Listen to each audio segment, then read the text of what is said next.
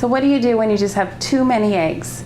It's a great problem to have, and from time to time it does happen, especially with our quail eggs. We eat them, we sell them, but sometimes we just have a lot left over. And right now we have 2 weeks worth of eggs here that is in addition to what we were able to eat and sell. And I need to do something with them. They're taking up way too much counter space. So there's a lot of ways that you can preserve eggs. You can water glass them, pickle them, break them up and put them in the freezer, and we might try all these methods. But right now what I'm really loving is using the freeze dryer to freeze dry our eggs into a powder. It's just a great way to preserve an amazing source of protein for long term. So I am going to water test, float test these eggs. If they sink, they're good. If they float, they're bad.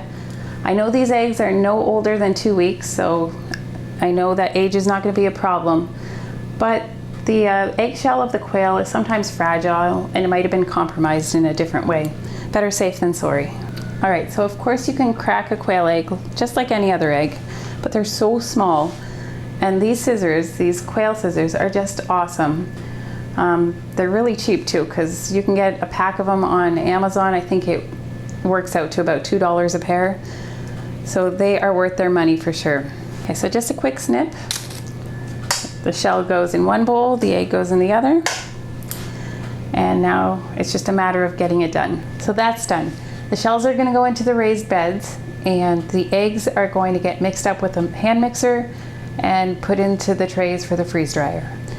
I didn't count how many eggs there were, but based on previous experience, I'd estimate around 300.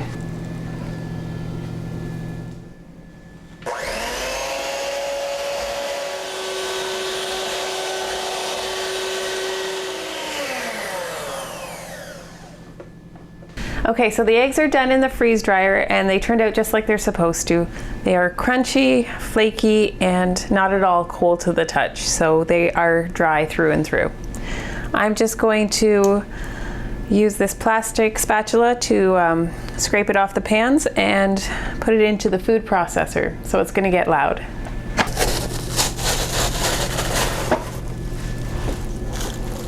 So flaky. Now you could just package it up like this, but running it through the food processor and making it into a powder is such a space saver. And it's a lot easier when you're doing your measurements too. So I believe to reconstitute it, if I'm not mistaken, it's 2 teaspoons of egg powder to 2 teaspoons of water for 1 egg.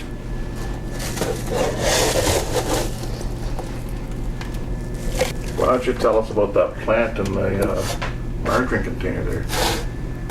It's a sour cream container. And it was once a blueberry plant. Once? Yep. No longer? No longer. I don't know why it's still there.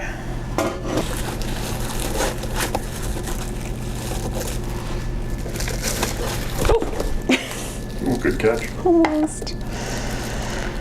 Oh, still a mess to clean up, but that's okay. And these are quail eggs, correct? Correct. About 300. I didn't count, but based on what I've done before, I'll estimate it was about 300 of them. 2 weeks worth. Outside of what we could eat or sell, and did eat or sell. Okay, it's gonna get loud.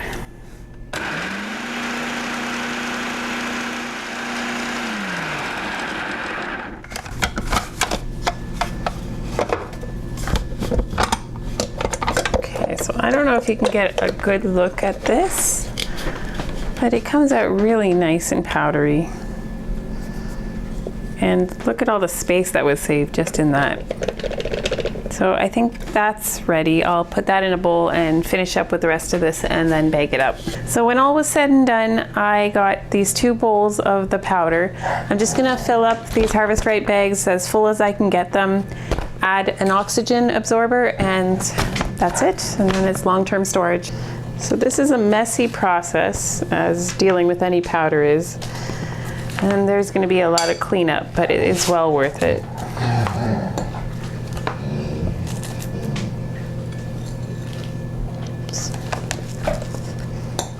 Just in case anybody's wondering, the moaning and groaning is not Cindy or I. It is Jack. Jack the old dog. Old dog. All right, looks like I can fill it to about this line with enough room to seal it after I add an oxygen absorber. I'm guessing I might get 4 or 5 bags out of this, but I'll let you know in a second. What are you doing, Jack?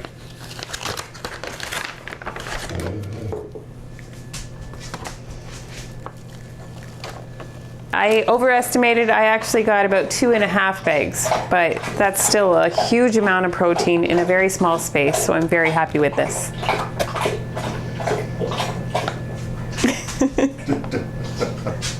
Are you done, Jack? Good boy. Now, of course, there's a puddle on the floor.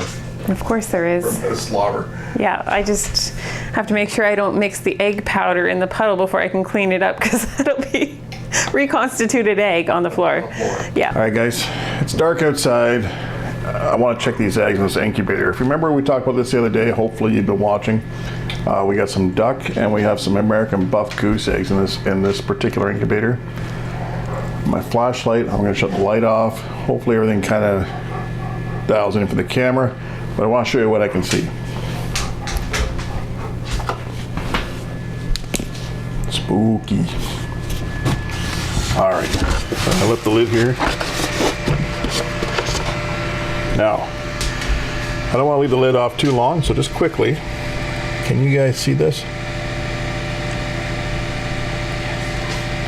So there we have some veins showing up. One thing nice with white eggs is you can see the progress much easier. So far, we definitely have some fertile goose eggs and definitely have some fertile duck eggs. So this is fantastic, guys. Hopefully most of these will hatch. Yeah, there's only a couple goose eggs here, like this one that I am not sure about. That one's good. Good. Good. I think that's just that one goose egg. So I mean, if we have 11 of 12 goose eggs that turned out to be fertile, I think that is excellent. All right, so I'm gonna get this lid back on. I had to add some water, so I thought I would take the opportunity to show you guys the progress. So keep following along, guys. We're gonna keep showing you how we're doing here, up until the point where we have to lock it down, which I think will be about 3 days before, so about day 25. So far so good.